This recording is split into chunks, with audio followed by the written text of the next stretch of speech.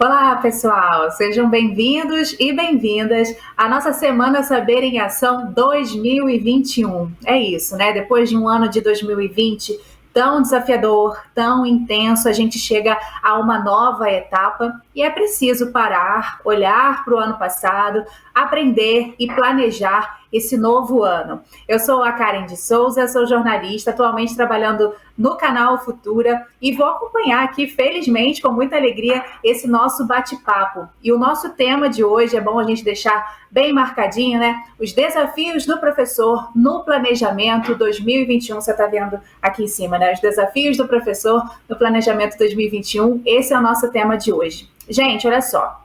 É importante pra caramba a gente conversar, a gente compartilhar experiências, saberes, né? Porque esses saberes e esses compartilhamentos podem mesmo nos inspirar e guiar o trabalho que a gente tem que desenvolver durante esse ano. E são tantos os desafios, né? Meu Deus, será que essa vacina vai chegar? Quando que essa vacina vai chegar? Como é que vai funcionar esse ensino híbrido? Está acontecendo? Já está certo? A gente pode melhorar mais alguma coisa? Se a gente voltar para as escolas, como é que eu vou fazer para essas crianças, esses adolescentes manterem a máscara no lugar, evitarem se abraçar, evitarem aglomerações? Olha, socorro, eu fico só pensando no tanto de coisas que podem passar pela cabeça de vocês. Mas é importante pedir agora, né? Calma, respirem. Você não está sozinha, você não está sozinho. Nós estamos juntos aqui, passando, né? Em cada um vivendo de uma forma diferenciada esse momento tão difícil. Mas vocês não estão sozinhos, viu? E a gente ultrapassou o ano de 2020. É importante pensar nisso, né? E é evidente que a gente vai conseguir ultrapassar o ano de 2021 novamente, de novo. Então, por isso, vamos todos planejar para que a gente tenha um ano exitoso, né? Um ano tão que dê realmente certo, que garanta a educação das nossas crianças, dos nossos adolescentes, mesmo em meio a tantas adversidades. Vamos passar então agora, vou passar para vocês agora, como é que vai ser a nossa agenda desse evento aqui, né? A gente começa com algumas falas inspiracionais, em seguida a gente acompanha um bate-papo entre os nossos participantes, os nossos convidados, e para terminar a gente vai ter uma apresentação artística. Essa é a nossa agenda do dia. Então vamos lá, vamos começar com o nosso processo de inspiração. A gente vai ouvir agora e aprender com o professor Luiz Felipe Lins, que é do Rio de Janeiro, é o educador nota 10 de 2020, também vencedor do Prêmio Shell de Educação Científica do ano passado. O ano passado foi um ano, né? Oi, professor Luiz, muito obrigada por estar com a gente, um ótimo te rever, né? Te encontrei no Educador Nota 10, agora estou te vendo aqui novamente, um prazer te rever. E a impressão que eu tenho é que o ano de 2020 foi um ano assim muito positivo para o senhor, de muito reconhecimento, de alegria, né? Já com tantos prêmios aí recebidos. Mas, e aí, como é que foi estar durante o ano de 2020 nessa sala de aula tão diferente, tão distinta? Eu queria que você respondesse para a gente qual foi o maior desafio que o senhor superou em 2020 e como foi que o senhor conseguiu superá-lo? Tudo bom? Tudo bom, galera? Tudo bom, Karen? Foi um ano maravilhoso em termos de reconhecimento, principalmente na área de educação, né? Para todo profissional de educação, não digo só para os professores, mas eu acho que todos os profissionais que ficaram envolvidos num ano complicado. Foi um ano desafiador para mim, porque eu me lembro bem da data, 13 de março de 2020, quando nós paramos e tivemos que nos reinventar, né? Tivemos, assim, pouco tempo. Eu trabalho na rede pública e privada aqui no Rio de Janeiro, então eu tive que dar conta de uma tecnologia que eu jamais pensei que eu fosse usar, gravar vídeos, montar aula, editar. Então, assim, foi uma coisa, em 2020 foi algo que me fez aprender, mas me fez também verificar que o apoio das crianças é muito importante, porque se não fosse eles, né, eu com certeza não teria aprendido tanta coisa. Quando eu dei minha primeira aula remota, que a câmera não focava, que deu vontade de me atracar com aquela câmera, eu me desesperei, as crianças foram e falaram: calma, professor, fica calmo. O senhor já baixou o manual da câmera? Aí eu falei: manual? Aí eu baixei o manual, fui aprendendo com eles. O senhor já... e essa luz que fica no meio do quadro, que eu não consigo tirar? Aí eles falaram para mim assim: professor, tem um abajur, coloca aqui do lado, vamos mexer com a luz. Essa aprendizagem, esse apoio que eles me deram foi assim fundamental, né? fundamental para seguir um 2020 de forma remota. Foi um ano desafiador, não só para mim, não, estou falando para mim, mas eu acho que foi para as crianças também, né? Eu tive que planejar aulas interessantes e eu tive que selecionar habilidades que eu considerava fundamentais, né, para ser construídas de forma remota.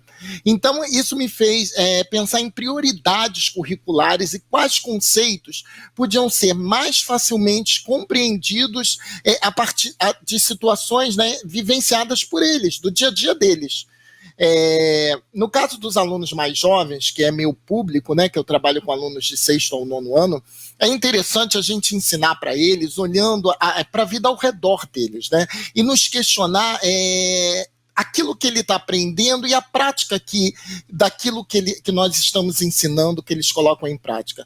Eles, principalmente com crianças menores, eles valorizam muito mais, né, conhecimentos que eles sabem usar. Essa é uma boa oportunidade, foi uma boa oportunidade, 2021 será uma boa oportunidade da gente exercitar essa prática, né? Certamente a gente vai começar um ano escolar de 2021 de forma online e presencial, acredito eu, né? Eu vivi os dois lados em 2020. Na rede pública eu fui até o final do ano com aulas online, e na rede privada, a partir de novembro, nós começamos a ter aulas presenciais e online. Então é necessário a gente planejar rotinas, né, onde as sequências didáticas elas integrem esses dois formatos de ensino. Eu não posso priorizar um deles em detrimento do outro. Se no presencial eles realizam uma tarefa, no online ele vai realizar uma outra, mas que complemente a que eu utilizei no presencial, ou vice-versa. Eu acho que isso é fundamental, né, a gente ter esse olhar. Para 2021, eu acredito que uma avaliação diagnóstica inicial, né, individual, ela vai ser essencial para a gente planejar algumas experiências que não funcionaram. Então, a gente tem que rever aquilo que não funcionou. A gente tem que monitorar as evidências de aprendizagem ao longo de 2020. Como é que foi? Como é que eu monitorei? Né? Essa avaliação ela vai exigir um compromisso com uma formação real dos estudantes. Né, a devolutiva deverá ser feita, direcionada ao aluno e também ao responsável. Eu acredito muito nisso. Né? A gente sabe que a gente tem diferentes alunos, eles têm diferentes tempos de aprendizagens, então a gente deve personalizar o ensino para que a gente consiga atender de forma significativa esses estudantes. Né? A gente tem que monitorar esse progresso desses estudantes. A gente sabe que nem todos conseguiram dar conta, nem todos conseguiram trabalhar de forma remota, de maneira eficaz. Então, a preocupação não é só com a nota. Eu sei que alguns se preocupavam, eu digo isso na rede privada que eu trabalho. Quando eu voltei a encontrar os alunos de forma presencial, alguns alunos falaram: professor, eu no início achei que ia acabar logo, e não acabou. E eu deixei para lá e aquilo foi se acumulando. Então, assim, a preocupação tem que ser com as aprendizagens, né? Com esse processo, com esse caminho, com esse olhar personalizado. Cada ser humano é de um jeito, cada criança aprende de uma forma. Então, acredito que em 2021 a gente tem que se preocupar muito com esse olhar personalizado, com uma aprendizagem significativa e com resultados que a gente vai, ou que a gente pretende alcançar, né? Em que a gente recuperando aquilo que deu de errado em 2020, mas planejando a partir de um olhar individualizado, respeitando as potencialidades, as individualidades. A gente sabe que a gente tem crianças com tempos diferenciados de aprendizagens no nosso dia a dia. Com certeza, professora. É muito legal ouvir, né, esses relatos, né? E assim, eu acho que isso que deixa a nossa conversa sobre educação mais rica, né? Quando a gente ouve esse detalhe, por exemplo, que o senhor trouxe, né, de que as crianças que te falaram como posicionar melhor a luz, né? Isso é tão rico, né, da gente ouvir, porque eu acho que é importante que as nossas professoras, os nossos professores entendam que, apesar dessa solidão que foi imposta durante o ano de 2020, que eu acredito que muitas professoras e professores devam ter sentido, todo mundo estava passando por coisas muito parecidas, né? E eu acho que é importante que você que está assistindo a gente se apodere disso, né? Você não está sozinha, você está passando por coisas que milhares de professoras e professores estão passando, e aqui você está tendo a oportunidade de aprender com o que eles já perceberam, né, o que eles já aprenderam. Agora a gente vai sair do Rio de Janeiro e vamos subir, vamos lá para o Nordeste do nosso país. Obrigada, professor Luiz, já por essa primeira fala. Vamos conversar agora com uma outra educadora que eu também conheço. Ela é uma estrela, gente, ela é uma estrela de cinema. É uma das protagonistas do documentário que foi exibido e coproduzido pelo Canal Futura no ano passado, e vocês podem assistir lá no Globoplay. Ela é uma das protagonistas do Prova Escrita. Também foi educadora nota 10 do ano de 2013. É a pedagoga Janaína Oliveira Barros, que fala com a gente do Nordeste do país, fala com a gente de Ceabra, né, Janaína? Obrigada por estar com a gente aqui novamente, com o Canal Futura. De alguma forma a gente está conversando, né? Eu queria te perguntar o seguinte, Janaína, esse acompanhamento pedagógico nesse ano em que a escola foi para casa dos estudantes deve ter sido bastante desafiador, né? Acredito que a presença é muito importante no seu trabalho, né? O contato, estar perto. O que você aprendeu, assim? O que foi o maior aprendizado que você teve nesse período em que esse contato ficou, assim, mais distanciado? Então, oi Karen, oi colegas, né? Então, como você disse, eu moro na Chapada Diamantina, na cidade de Ceabra. Então, quem já veio à Chapada sabe os inúmeros desafios que nós enfrentamos, né? Nós estamos num território marcado por muita zona rural, por baixo acesso à internet, e eu trabalho numa escola com 1.200 alunos de ensino médio, adolescentes. Tínhamos acabado de iniciar o ano letivo, imagina, tínhamos 2 semanas de aula, e vem a pandemia e diz a aula parou, né? A escola, vamos fechar a escola. Então, nesse vamos fechar a escola, tinha um sentimento, Karen, que ficou muito latente na gente. O sentimento de não perder ninguém, né? E para não perder ninguém, a gente já vinha num investimento de melhorar a comunicação entre os alunos. E eu acho que com a pandemia, não tenho certeza, e foi o que nós vivemos, o grande pilar, aquilo que sustentou todo o nosso trabalho foi a comunicação. Nós sabíamos que era preciso continuar comunicando com os alunos para que pudéssemos diminuir ou pelo menos reduzir ou amenizar os impactos negativos que a pandemia estava ali instaurando na vida da gente. Mas não era só em 2020 que a gente queria diminuir impactos. Sabíamos também que se não melhorássemos a comunicação, se não mantivéssemos a comunicação, se não tornássemos a comunicação mais efetiva com os alunos, poderíamos sim ter problemas também em 2021. Então, quero ressaltar que todo esse trabalho, todo esse aprendizado se baseou na comunicação para diminuir os desafios de 2020, mas também reduzir os desafios possíveis de evasão.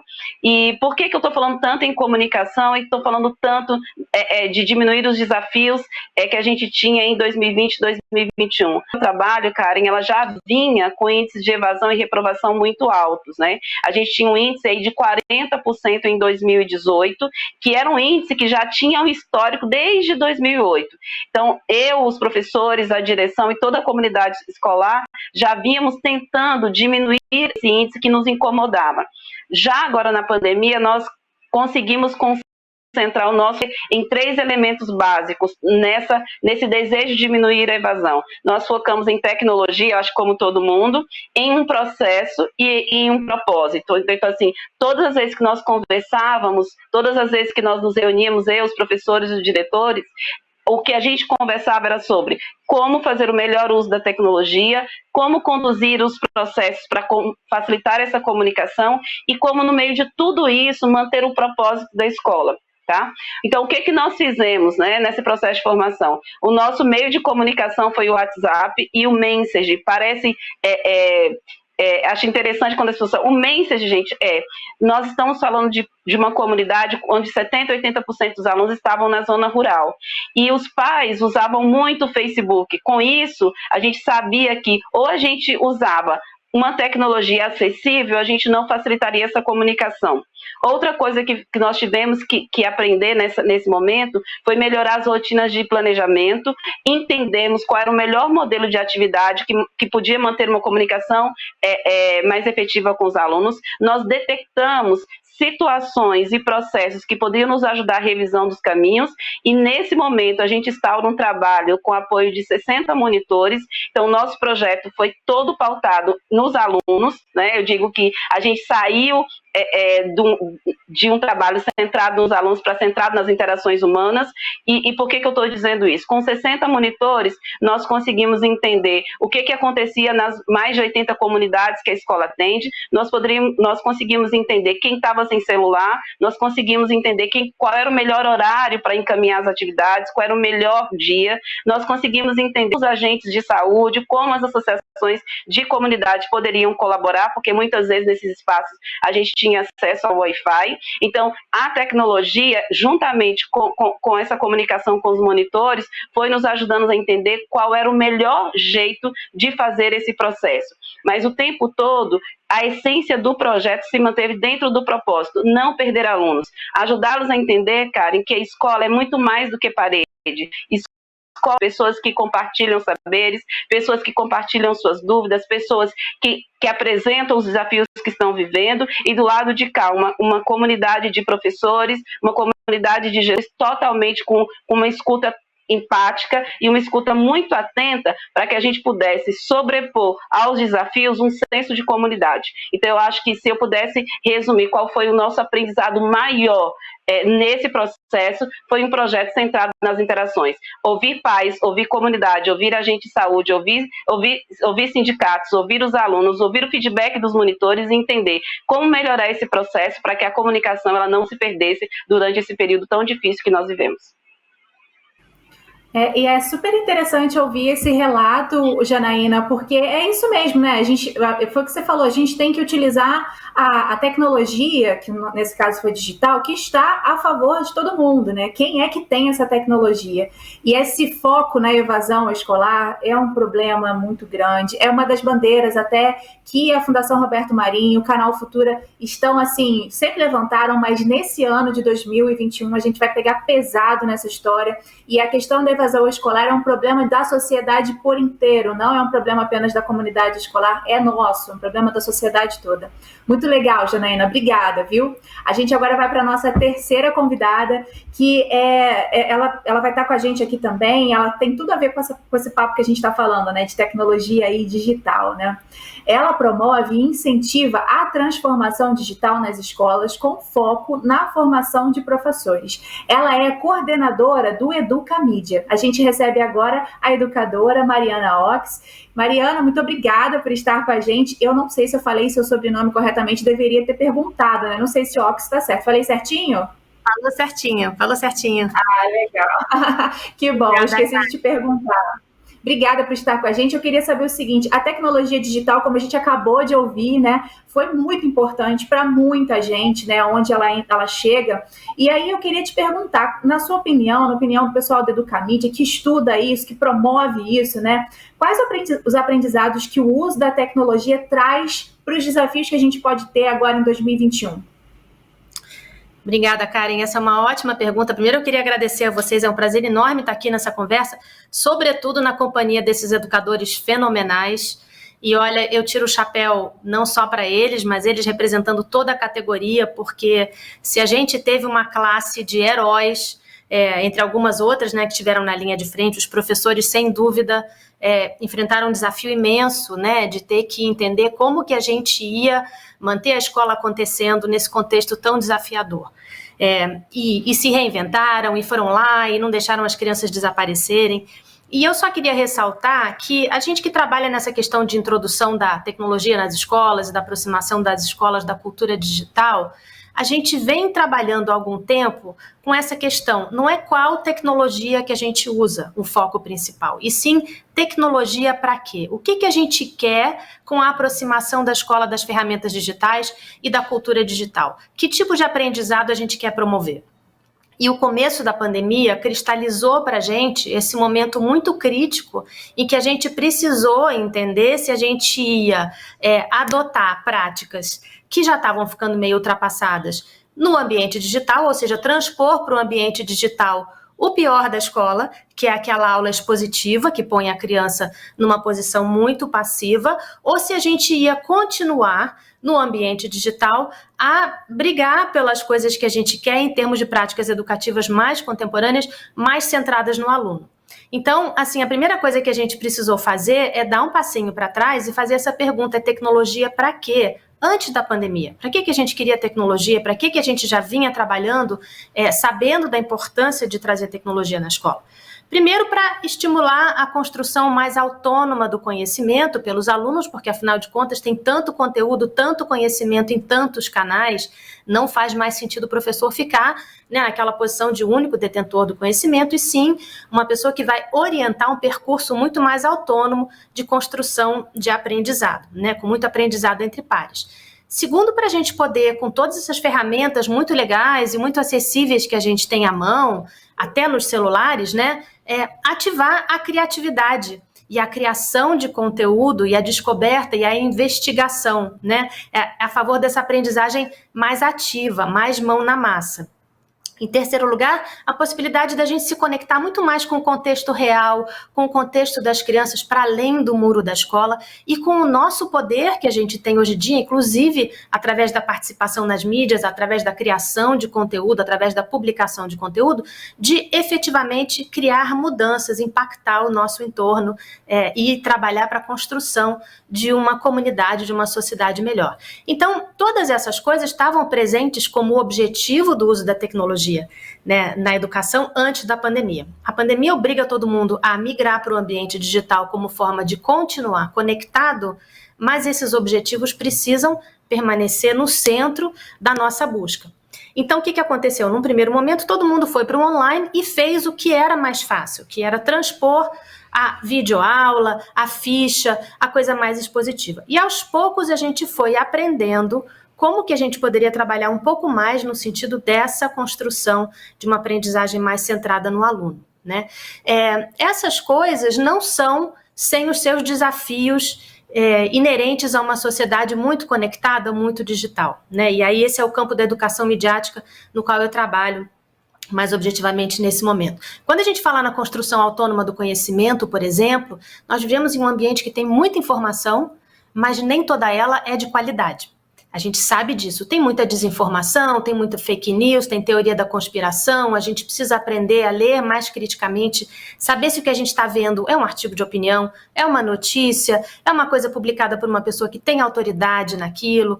Então, essa questão da qualidade da informação e da pesquisa, como que a gente pesquisa, o que atua sobre a nossa pesquisa, né? Como é que os algoritmos influenciam o que a gente vê?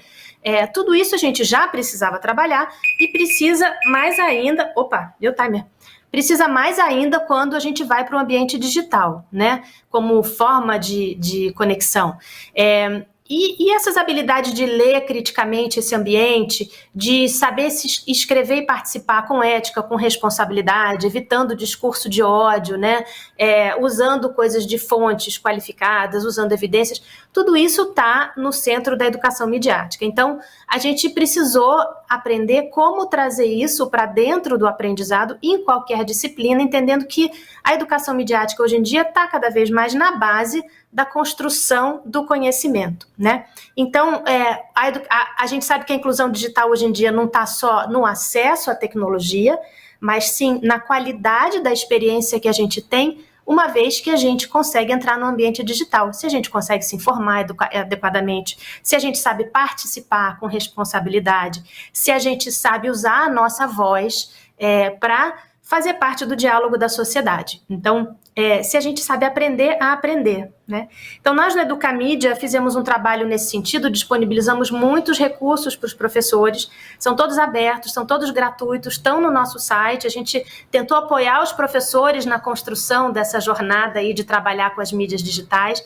Publicamos um guia, que é esse aqui, o Guia da Educação Midiática. Eu vou até pedir para vocês colocarem a URL, porque ele está disponível, ele é aberto, está disponível para download gratuito, e a gente tem planos de aula, recursos, e inclusive uma série de atividades que a gente sugere, que mostram como que a gente pode trazer essas questões das mídias e da cultura digital para dentro da nossa aula de história, de matemática, de geografia, de qualquer disciplina que a gente estiver lecionando. Então, esse foi o nosso trabalho, que a gente espera que possa ter ajudado os professores aí nesse percurso, e no próximo ano também. Nossa, eu acredito que ajudou, com certeza, né? Porque se você encontra um guia, né, que possa... Eu acho que faz total sentido, né? Um guia que foi montado dentro de uma realidade atual, né? Olha, a gente está em pandemia, o que você pode fazer para se organizar? Nossa, é uma ferramenta valiosa. Obrigada por compartilhar e ficou aí uma dica bem bacana para as nossas professoras e para os nossos professores também. Minha gente, agora, obrigada, viu, Mariana? Agora, minha gente, a gente vai passar para a segunda fase, como eu falei, segunda parte do nosso encontro. Vamos agora ouvir um bate-papo. A gente vai ficar aqui só fuxicando a conversinha entre os nossos educadores e educadoras agora. E nessa parte aqui, olha só que lindo. Ai, dá vontade de vou tentar fazer um print aqui, ó, dar um sorrisinho. Adorei a carinha de vocês aqui para mim. Me dá um sorrisinho aí, ó. Adorei. Olha só, agora cada um vai fazer 2 perguntas um para o outro, a gente vai acompanhar e eu vou me metendo aqui só para vocês não se esquecerem de mim, tá bom? Quem é que vai começar? Acho que a Mariana podia começar perguntando para a Janaína. Pode ser, Mariana? Pode, sim. Eu gostei muito dessa fala da Janaína sobre a comunicação, porque isso é tão importante, né, a gente continuar conectado, mas a gente tem um desafio aí, que é entender como que a gente avança para o próximo ano. Então, a pergunta que eu queria fazer para a Janaína é em que medida que ela considera importante a aplicação de uma avaliação diagnóstica para a gente poder seguir para essa nova jornada em 2021. Então, Mariana, eu acho que é importante a gente ressaltar que a avaliação e diagnóstico ela é importante para 2021, mas ela precisa fazer parte do fazer da escola, né? A escola precisa se conhecer o tempo todo, ou precisa tentar se aproximar do contexto onde ela está inserida e de quem são os alunos a cada ano, para que ela possa fazer suas melhores escolhas. Então, eu ressaltaria o papel do diagnóstico em 4 pontos básicos. Primeiro, para analisar a realidade que a gente vive, e aí é muito importante a gente entender, Mariana, que a realidade de 2020 ela não será a realidade de 2020. Então, que esse diagnóstico precisa entender essa história vivida, né? A história de 2020. Então, não dá para a gente pensar num diagnóstico muito parecido ou igual ou sustentado pelos mesmos pilares daqueles que nós fizemos em anos anteriores. A realidade é outra, a escola sofreu grandes transformações, os professores aprenderam muitas coisas, os alunos viveram muitas coisas, então é muito importante que a gente se aproxime dessa realidade. Então, o primeiro ponto do diagnóstico é esse: vamos conhecer de perto o que aconteceu com os nossos alunos, vamos entender como eles entenderam esse momento da história e de vida deles, vamos entender quais foram os desafios vividos e como esses desafios podem impactar o nosso fazer de 2021.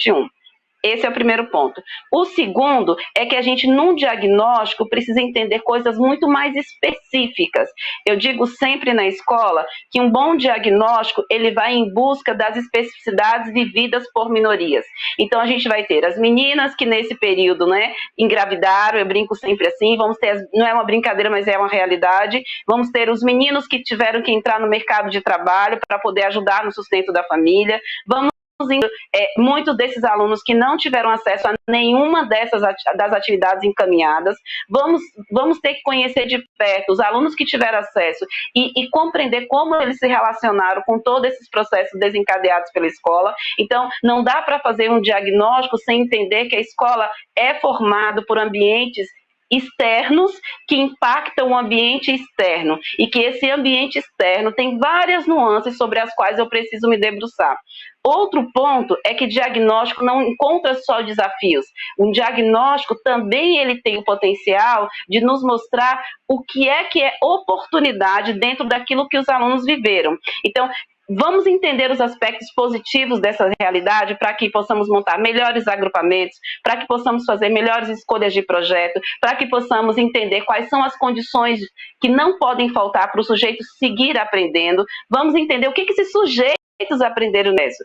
Eu digo sempre que, por exemplo, se você olhar para a escola que eu trabalho, o Colégio Estadual de Ceabra, onde 60 monitores acompanharam diariamente seus colegas, onde 60 monitores ouviram seus colegas, onde 60 monitores apresentaram para o grupo de professores os desafios que os colegas estavam vivendo, e esses 60 monitores, além de tudo isso, apresentaram soluções.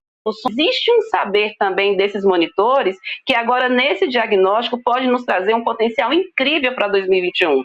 Outra coisa é que não dá para planejar 2021 sem entender onde é que a gente está pisando. Então, um diagnóstico, ele potencializa um planejamento mais eficiente.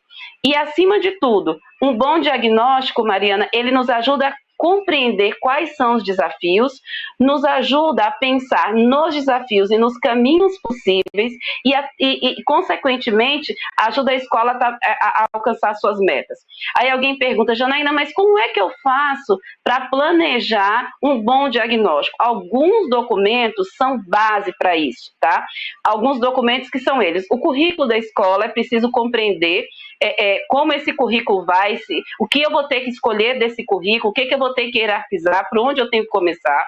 O projeto político-pedagógico da escola também é um bom documento norteador, porque ele nos ajuda a resgatar o que a escola entende de aluno, o que a escola tinha como missão, o que a escola tinha como meta, e nos ajuda a pensar se são essas mesmas, ou se a gente precisa reformular, tendo em vista o que a gente viveu. E as avaliações externas, a gente continua ainda tendo problemas que persistem na educação brasileira.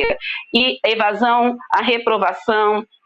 Eu gosto muito de chamar a atenção para a evasão mental. Então, nós tivemos alunos que ficaram aí meses, 8, 9, 10 meses, um ano, sem ter acesso a um livro, sem ter acesso a um caminho de escrita. Eles talvez não escreveram, não produziram texto. Alunos que se ausentaram totalmente da matemática. Como ajudar esse aluno a se reconectar com esse lugar de estudante que aprende, que precisa dali estar se interagindo. E outra questão que eu acho muito importante desse diagnóstico é que não é um diagnóstico somente de aluno, né? Eu acho que é importante, Mariana, a gente ressaltar isso. Não vamos diagnosticar só os alunos, é preciso também pensar no que os professores viveram. A história desses professores impactam 2021. Então, eu digo que é importante, de novo, escutar. O diagnóstico é um processo de escuta dos diferentes atores que formam o ambiente interno e externo da escola. Então, diagnóstico é para planejar, diagnóstico é para pensar, diagnóstico é para a gente tentar acertar um pouco mais do que acertaríamos se ele não estivesse na roda.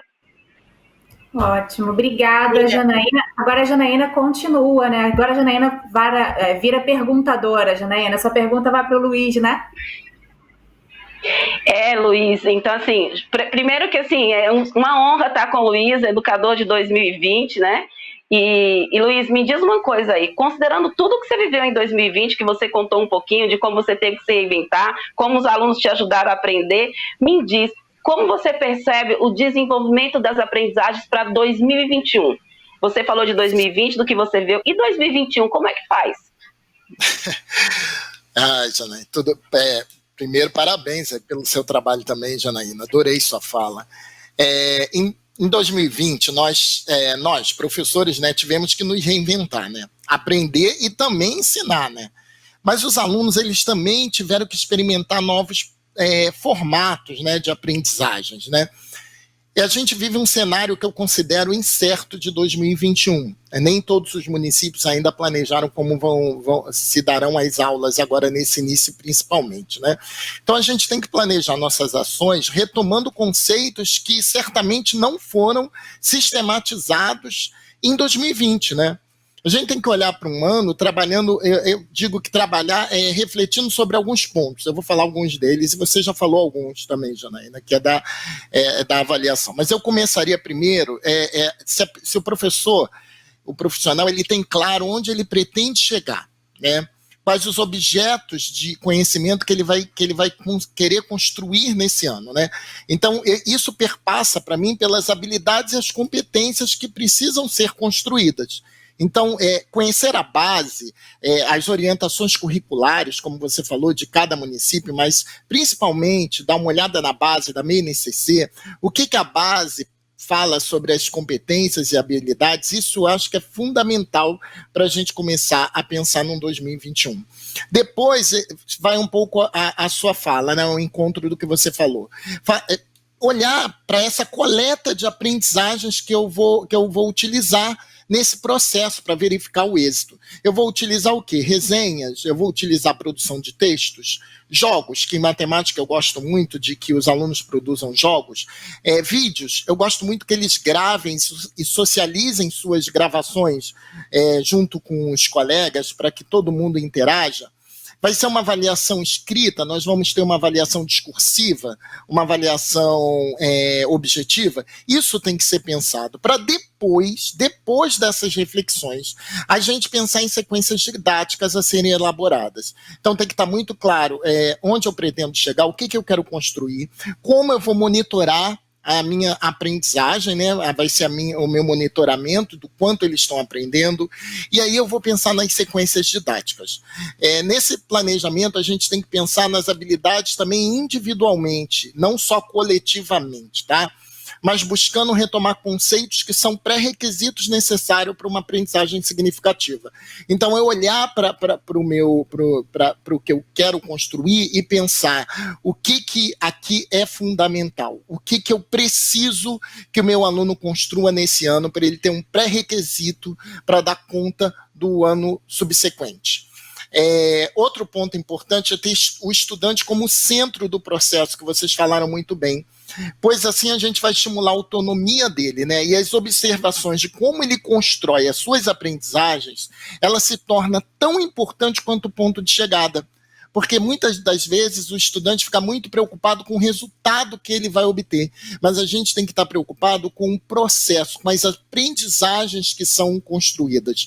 Então, pensar num 2021 é ter um olhar individualizado, é botar o aluno como centro do processo, é fazer com que ele tenha autonomia, é pensar em atividades individualizadas e atividades coletivas.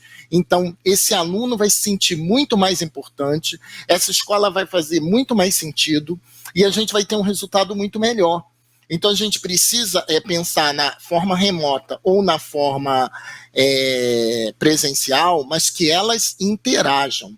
Então, trabalhar assuntos na aula presencial vai fazer com que esse aluno, no ensino híbrido, ele vá buscar novas informações quando ele estiver no ensino remoto. Eu não sei como cada escola vai planejar as suas aulas. Vão ter um grupo presencial, um grupo de forma remota? A gente ainda não sabe. Mas que essa interação seja significativa e seja importante no nosso processo. Olhar as aprendizagens que eles estão construindo. Então, nós precisamos ter um olhar individualizado, porque ninguém mais conhece essas crianças do que nós. Eu digo nós, todos da escola, o coordenador, o professor, o pessoal de apoio, todos temos que ter um olhar para eles, mas um olhar individualizado, para que eles se sintam importantes e respeitados. Muito bom, Luiz. Obrigada aí pela sua resposta. Agora, Luiz, para fechar esse primeiro ciclo, pergunta para Mariana. Pode ser, Luiz? Pode. Oi, Mariana, tudo bom? Olha só, Mariana, diante das recentes experiências com atividades remotas, que questões fundamentais você indicaria para repensar e planejar no uso da tecnologia a favor da aprendizagem? Que bom que você perguntou isso e que bom que você já tocou em alguns assuntos que eu ia levantar, porque essa questão do olhar personalizado, da personalização, é uma das coisas que a tecnologia ajuda a gente a fazer, né? A primeira coisa que eu acho que a gente precisa pensar, e é uma coisa que a Janaína já falou na sua fala inicial, é que não tem receita única e a gente entende que a gente está diante de um país muito diverso, né? E que, portanto, a melhor tecnologia é aquela que você tem à mão, né? Algumas escolas vão ter um parque tecnológico mais avançado, outras não vão ter nada. Se as famílias usam Facebook, vamos de Messenger, vamos de WhatsApp. O importante é qualquer ferramenta que nos ajude a formar uma comunidade de aprendizado. Porque eu acho que nesse momento o importante é a gente manter esses laços de comunidade e manter esse grupo junto para que a gente possa ter uma experiência de aprendizado. E essa experiência de aprendizado, ela tem que ser muito flexível, porque as pessoas vão estar em contextos familiares diferentes, algumas famílias vão estar trabalhando de casa, outras não, outras têm que trabalhar, não tem com quem deixar a criança. Os contextos, como a Janaína também ressaltou, é muito importante a gente levar em consideração os contextos individuais, né? Não só o contexto da escola, não só o contexto tecnológico, mas o que está acontecendo, então, na casa dos alunos. Então, eu acho que uma das coisas mais importantes que a gente vai precisar aprender a fazer é flexibilizar as nossas possibilidades de ensino e aprendizado, né? A gente vai ter que criar formatos altamente flexíveis. O que significa isso? De uma experiência recente, nós demos um curso totalmente online de formação de professores E foi muito interessante, porque os momentos em que a gente está junto, que a gente pode conversar ao vivo, são muito valiosos. E eles não devem ser desperdiçados numa entrega de conteúdo. Eu acho que ele é para a gente trocar experiências, para a gente refletir sobre a nossa produção, para a gente dar retorno, feedback uns para os outros, né? E o que a gente faz fora desses momentos de encontro, eu acho que isso é que talvez as pessoas não tenham entendido, né? O foco ficou muito em como que a gente dá aula online. Mas o mais importante, eu acho que acontece entre os momentos em que a gente se encontra.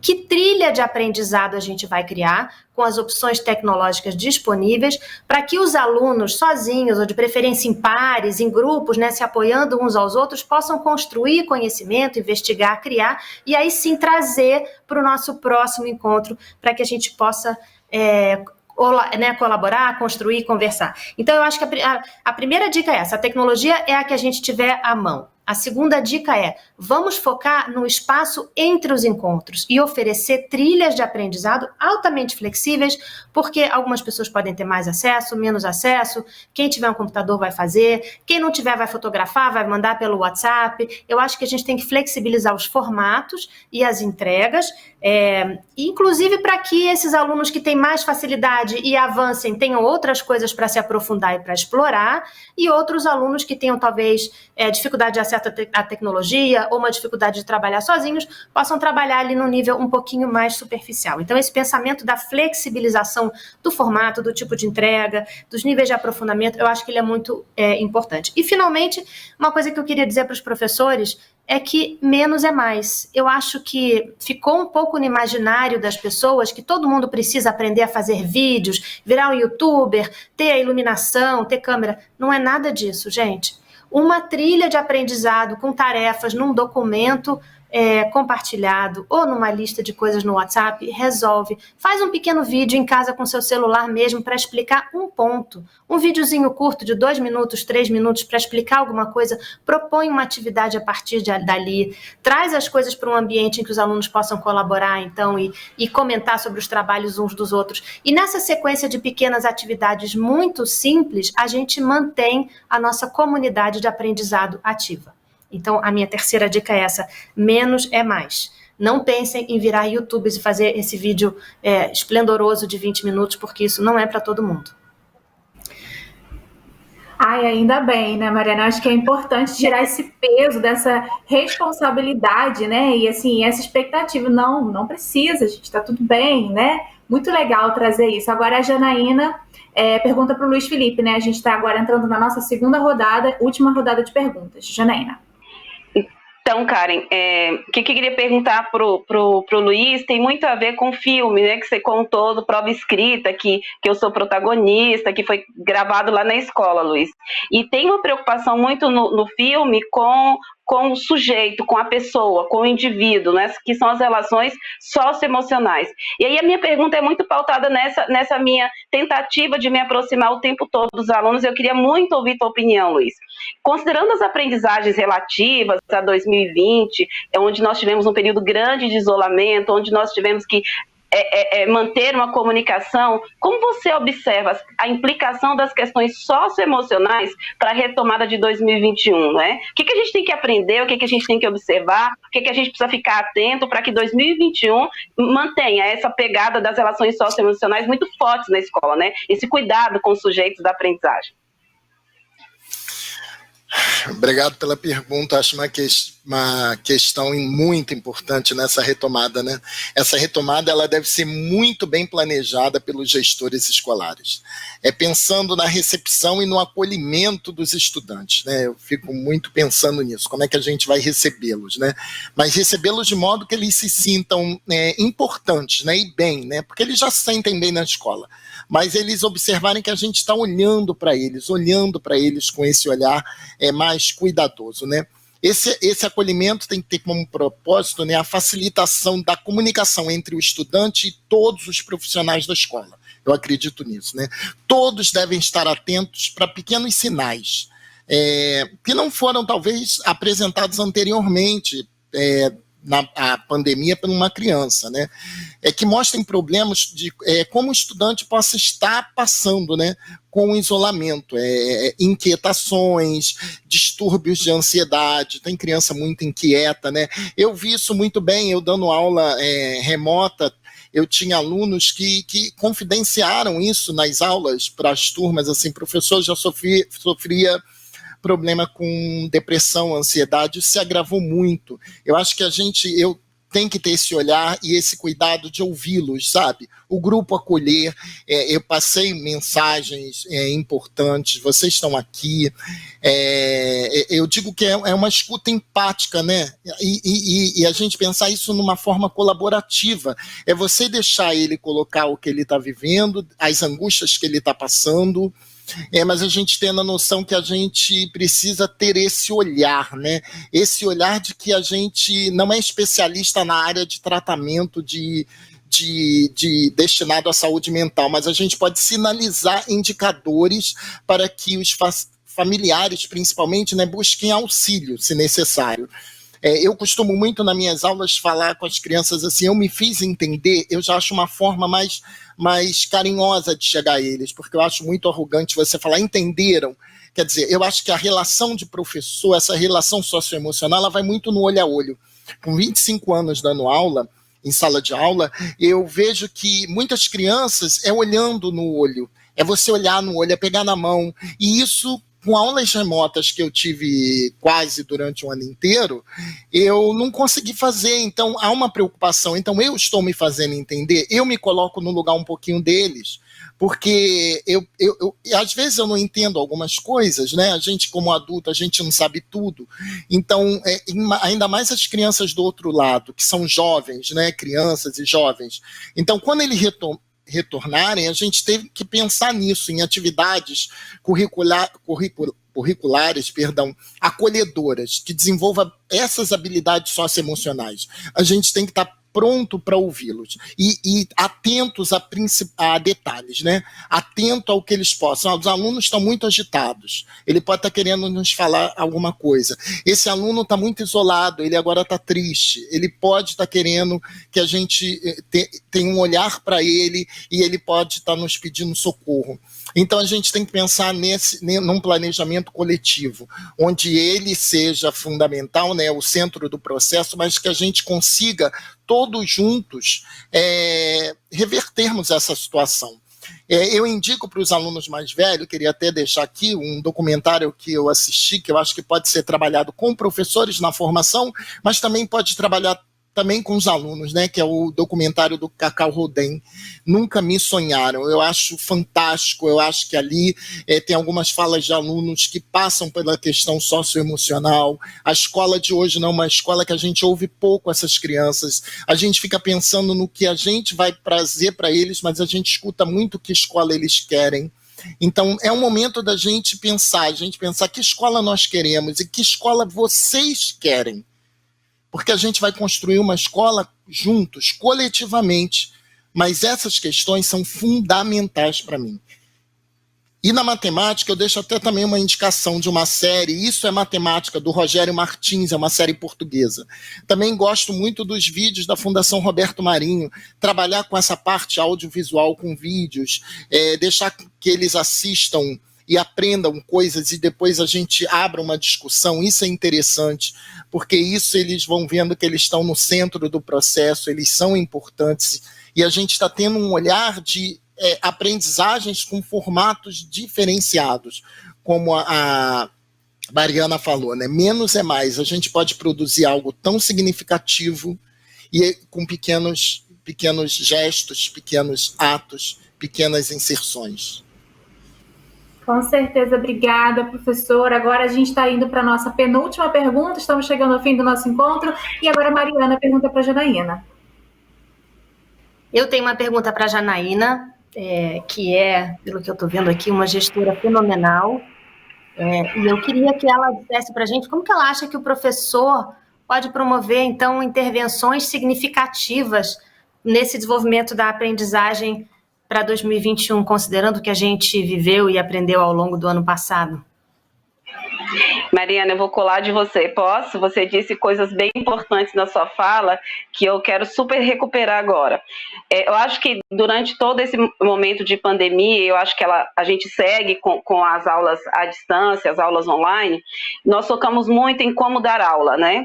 E é importante agora pensar no seu fazer, em como se constrói e se comunica o conhecimento. Eu acho que todo o processo que ele imaginar, sejam as sequências didáticas, sejam as escolhas do texto, sejam as escolhas das consignas, das propostas, sejam elas escritas ou em vídeo, é muito importante o professor começar a pensar como se constrói conhecimento e como se comunica o conhecimento que a gente deseja construir, pautado no currículo, pautado na BNCC.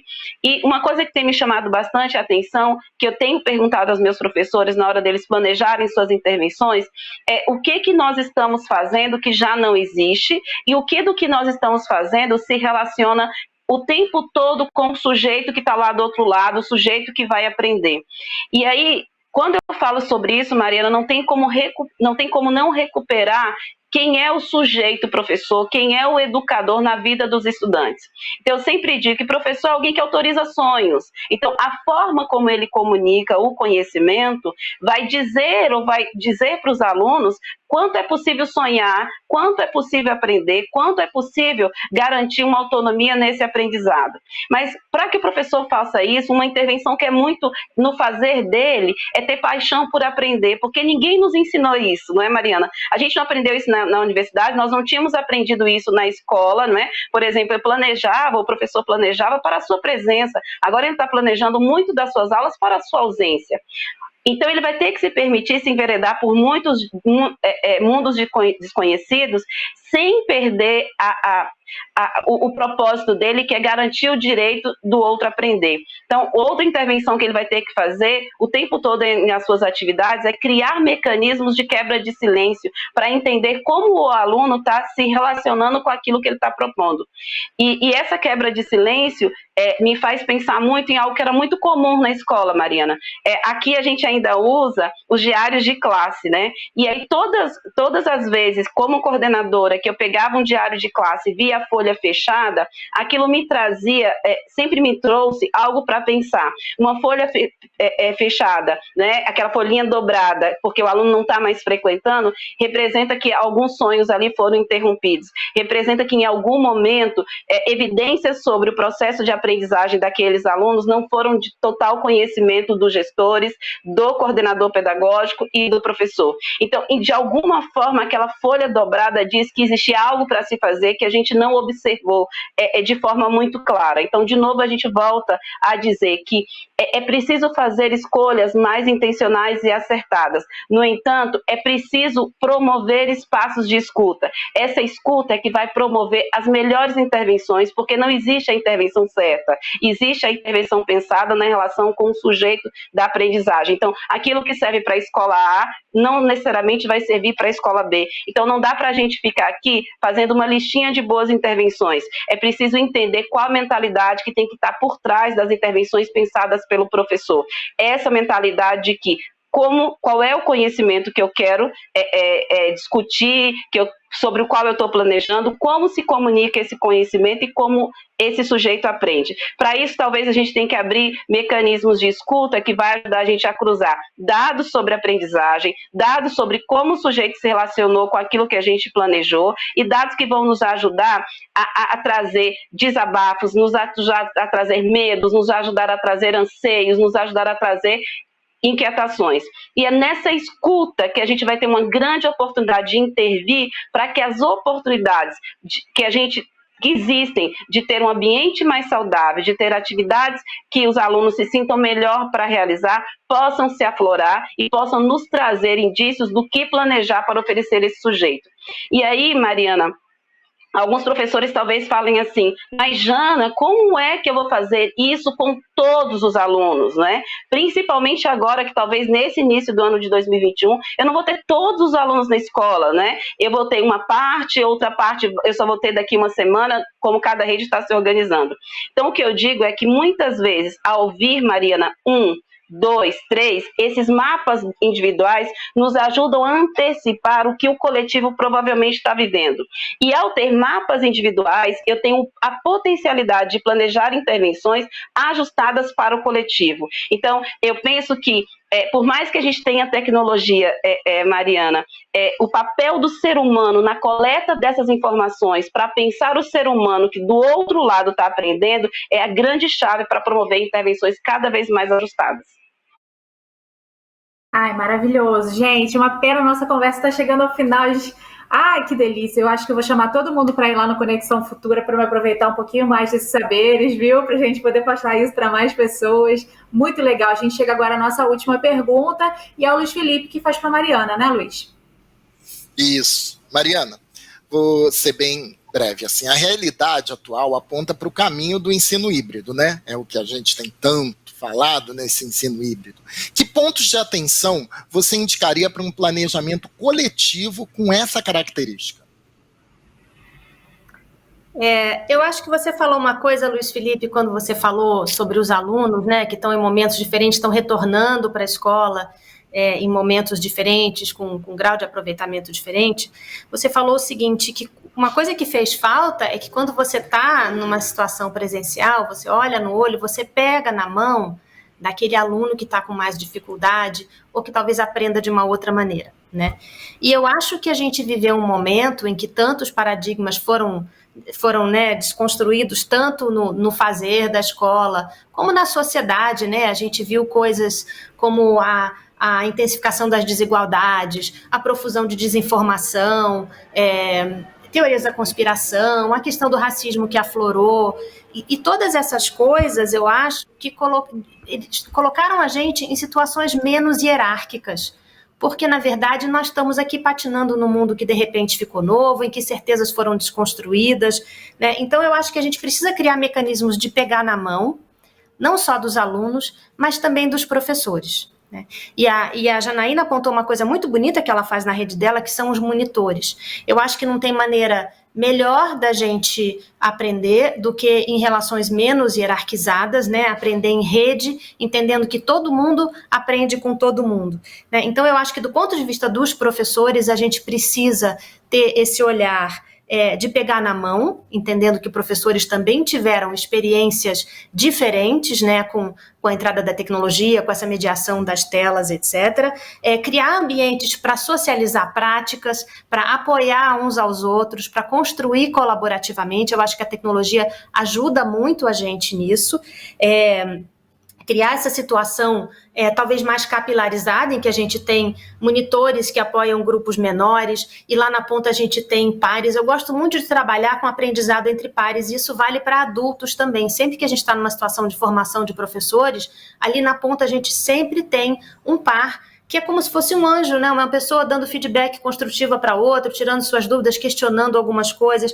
Então, criar esses ambientes de aprendizado em rede, esses ambientes menos hierarquizados, para a gente poder planejar junto e para a gente poder se apoiar uns aos outros, socializar conhecimento, trocar práticas, etc. E para a gente também ter esse apoio uns dos outros para derrubar as paredes da escola e entrar nesse mundo aí tão conectado, em que o conhecimento está lá, está posto, mas está muito mediado por muita desinformação, muita confusão. Então, até para adquirir as habilidades para lidar com tudo isso, a gente precisa se apoiar muito uns nos outros. E aí, então, aí sim a gente vai conseguir criar experiências de aprendizado mais significativas em uma escola que é uma ponte mais conectada com o mundo real, onde a gente pode, de fato, participar da sociedade e entender que o nosso aprendizado e as nossas ações fazem diferença para a sociedade como um todo e para a cidadania. Então, eu acho que isso é uma construção coletiva, tanto do ponto de vista dos professores, como do ponto de vista dos alunos. Todo mundo aprende com todo mundo.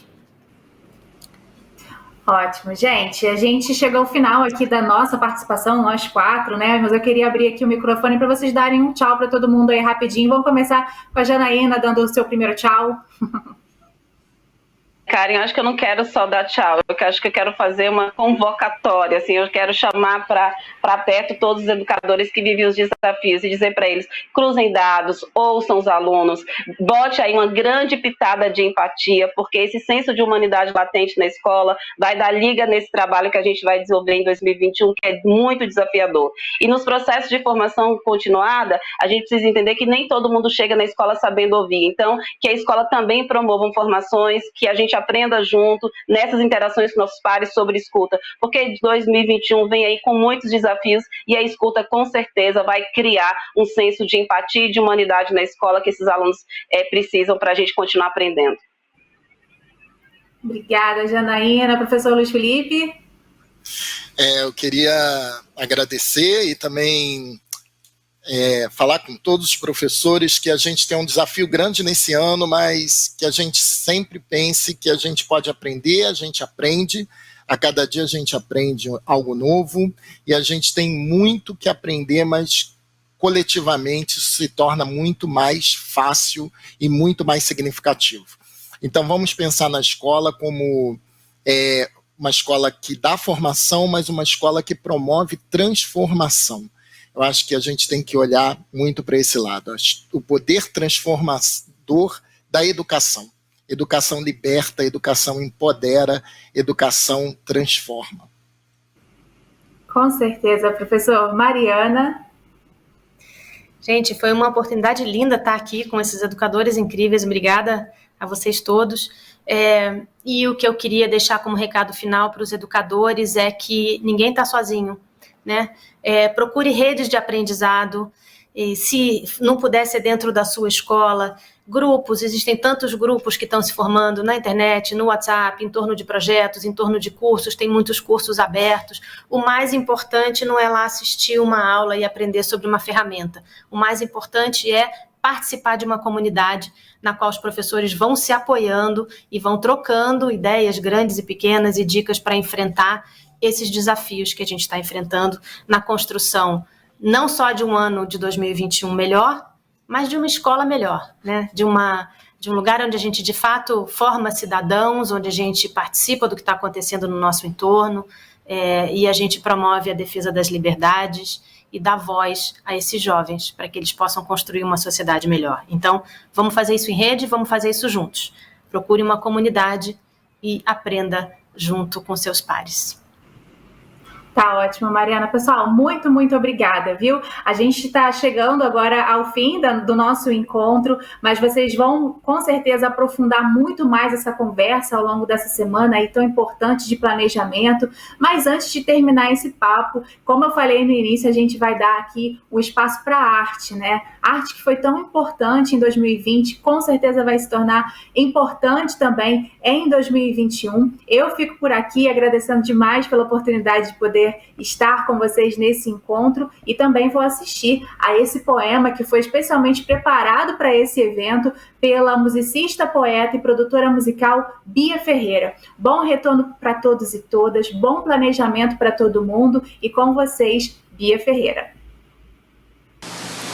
Para transformar, é preciso gana para educar, com o intuito de informar e gerar transformação. Se equipar, novas estratégias inventar, várias mentes poder libertar através da informação. Não tá fácil. Eu sei como é. Aula no computador, não dá para reclamar de quem tá em pé. Perde o toque, até a bagunça. Sente falta da respiração profunda. Intervalo da aula. Acorda cedo, ring light, celular, internet está conectada, computador para olhar. Ainda tem explicação da aula de ciências, filho chora, faz bagunça na cozinha. Paciência. O vizinho faz barulho, mas sem perder a atenção, você explica tabuada, quadrado, função, sujeito, predicado, verbo, conjugação. Professor merece um Nobel por honrar a profissão. Tira dúvidas. O aluno entendeu a lição? 1 hora explicando. Queimou o feijão. Brincadeiras à parte, a realidade desafia. Volta às aulas, mas não volta para a mesma rotina. Ainda é pandemia, máscara, luva, álcool em gel, são produtos tão importantes quanto lápis e papel. É diferente, mas eu sei que o desafio instiga. Fazer o aluno entender que conhecimento é a saída desse caos que a gente entrou um dia. Que venham as aulas e com elas a vacina.